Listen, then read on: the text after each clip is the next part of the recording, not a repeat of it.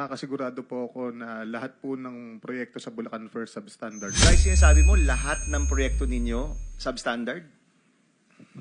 Opo, Your Honor, kasi lahat po to may obligasyon na kailangan itago. Lahat, as in hindi lang flood control. Opo, Your Honor. Hindi po namimit ko ano po yung eksaktong nasa plano, Your Honor. So may plano ang DPWH, merong budget yan, pero dahil yung budget pinaghati-hatian ninyo, sa dulo, walang project na maayos na dumaan sa inyo. Wala po. Yan ang testimony mo ngayon. Opo, Your Honor. Sa opisina po namin, Your Honor. At yung hawak mo ulit ay anong mga proyekto, Bryce? Yung hawak nyo ni Alcantara? Meron pong mga flood control structures, meron pong mga building, meron pong mga kalsada. Pati Your classroom, Honor. kasama dyan, no? Kasama po, Your Honor. So lahat yan substandard. Opo, hindi po tumatama sa plano na nakadesign talaga para dito. Meron ba kayong proyekto na walang porsyentuhan? Na maayos, na matino? Meron ba? Wala po, Your Honor. Wala. This is Bulacan o buong Region 3? Hindi ko po masabi yung sa ibang lugar, Your Honor. Ang sinasabi ko po yung sa nasasakupan po namin, wala po talaga, Your Honor. Is it okay, Senator Tulfo? We're suspending the rules on the 5 minutes because kakaunti lang naman tayo rito. So please proceed. Secretary With the Bunoan, provision, of course. meron po ba kayong komento dito, Secretary Bunoan? Ito, anong years ito, Bryce? Anong years itong pinag-uusapan natin? Anong mga proyekto? Mula po nung dumating si Boss Henry, Which is 2019 po. 2019 to 2025. Up to present po. 6 na taon, walang maayos na proyekto dyan.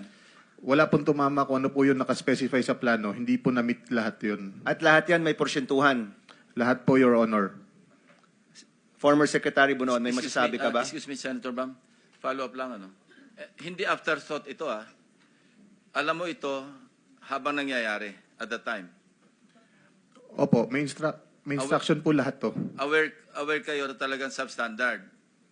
Opo, Your Honor. Hindi ngayon lang, ah. Hindi po ngayon lang, Your Thank Honor. you, Senator Bam. Secretary Bunoan, ano masasabi mo dyan? I don't know what to say, Your Honor.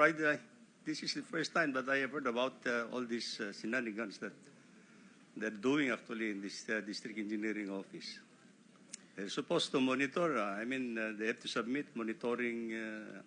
In my watch, they're supposed to submit monitoring reports every phase of the work, every phase of the project, Your Honor. Sino pong in charge ng monitoring po sa DPWH? At dito po sa Bulacan? The regional office will be the one to monitor, but they will submit. They will be submitting actually Magpangalan kayo, Secretary. Kasi ito, first time ko ito narinig. We're investigating flood control. Ngayon inaamin lahat ng proyekto, pati classroom, pati hospital, pati tulay, pati kalsada, lahat substandard. No? That's what you're saying, Bryce, no? Yes po, Your Honor. Maisama ko lang po, yung mga street lights po namin, overpriced po lahat yun.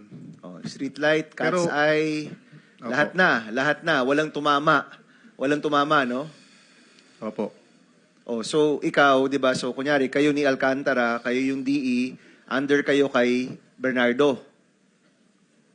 Nung mga panahon po na yun, opo, Your Honor. Okay, and then si Yusek Bernardo, Secretary Bunoan, siya ba yung in charge ng monitoring niyan?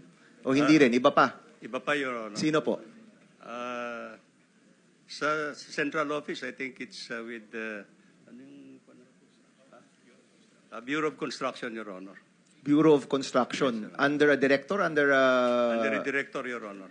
pangalanan po For now, I natin. think the director is Yung noon po, 2019 to 2025, pinag-uusapan po natin. during my watch, Your Honor, Okay. the director for Bureau of Construction is Engineer Alan Borromeo, Your Honor. Alan Borromeo. Sige, magandang makausap rin po natin siya, Mr. Chairman.